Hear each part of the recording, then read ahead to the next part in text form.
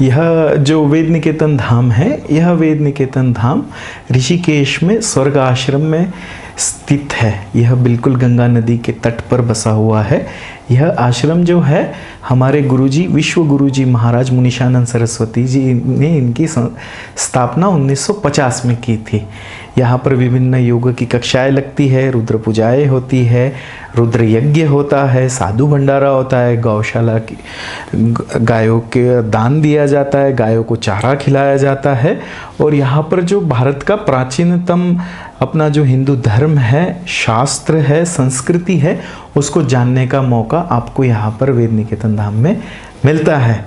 तो मैं आप सबसे यही कहूँगा कि आपको अपने बारे में जानना है, आपको भारतीय संस्कृति के बारे में जानना है, आपको अपने संस्कारों के बारे में जानना है, विश्व में क्या हो रहा है, क्या संस्कार दिए जाते हैं बच्चों पर और शास्त्रों में क्या पढ़ाया जाता है, वह सभी प्रक्रियाएं और क्रियाएं यहाँ वेद निकेतन धाम में होती है।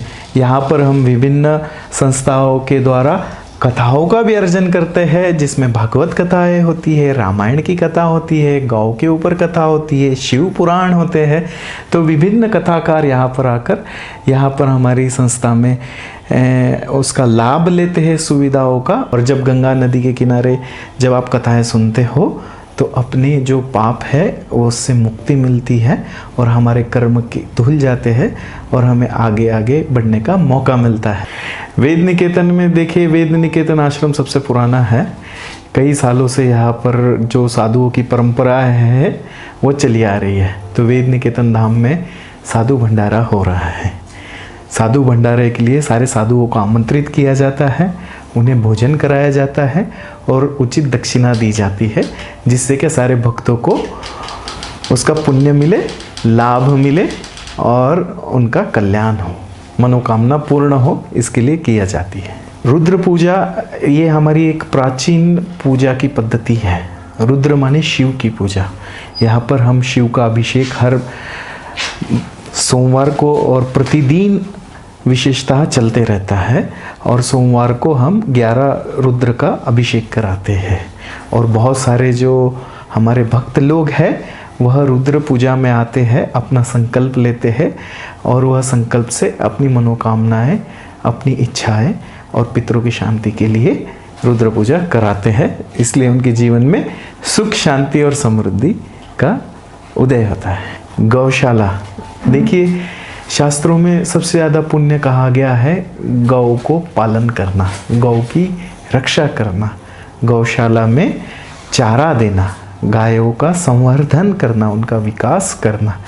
यह आप देखोगे पुराने ज़माने से लेकर अभी तक हर आश्रम में कहा जाता है कि जहाँ गाय नहीं है वह आश्रम अधूरा है।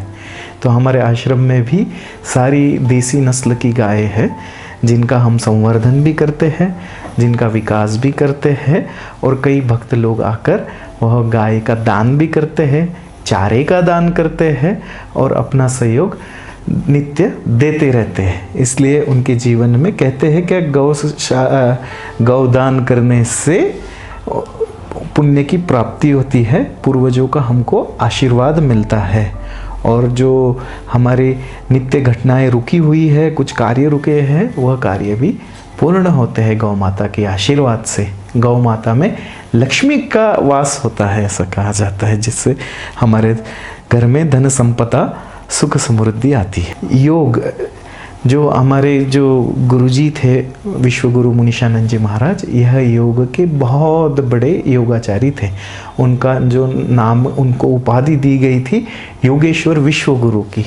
योगा तो अभी थोड़े दिन से ज़्यादा प्रचलित हुआ, पर हमारे गुरुजी जो है 70-80 साल से यहाँ योगा की क्लासेस सिखाते थे और उनको वह एक प्रमाण पत्र भी देते थे योगा सीखने के लिए, जिससे लोग आगे जाकर योगा सिखा सके। और मैं नाम नहीं लेना चाहूँगा, विश्व के कई प्रसिद्ध योगाचारी जो है उन्होंने हमारे गुरुजी से ही शिक्षा प्राप्त की थी योगा की, और आज वह पूर्ण विश्व में योगा सिखा रहे हैं, नाम कमा रहे हैं। और कई योगाचारी यहाँ पर आकर अपनी योगा की उच्च शिक्षा प्राप्त करते हैं वेद निकेतन में। यहाँ पर अपना जो ये वेद निकेतन आश्रम है, यह बिल्कुल ऋषिकेश में गंगा नदी के तट पर उपस्थित है। कि रुद्र यज्ञ क्या है? शिव का यज्ञ, महामृत्युंजय यज्ञ, रुद्र यज्ञ।